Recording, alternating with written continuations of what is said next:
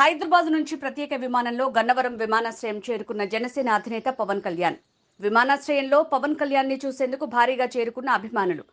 పవన్ కళ్యాణ్ ని చూసి ఒక్కసారిగా జై జనసేన, సీఎం సీఎం అంటూ నినాదాలు. గన్నవరం విమానాశ్రయం నుంచి రోడ్డు మార్గాన మంగళగిరి పార్టీ కార్యాలయానికి బయలుదేరి వెళ్లిన పవన్ కళ్యాణ్